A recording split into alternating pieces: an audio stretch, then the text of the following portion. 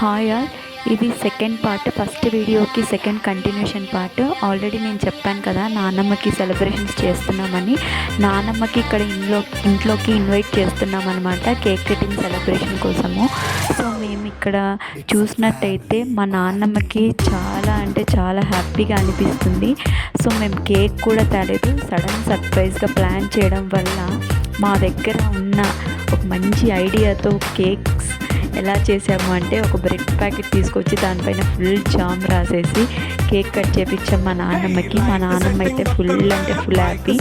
So మేము sudden plan చేసాము. అప్పటికప్పుడు అక్కడ ఆ విలేజ్లో ఏం దొరకలేదు, కేక్ బన్ ఒక్కటే అవైలబుల్గా ఉంటే మేము అది తీసుకొచ్చాము.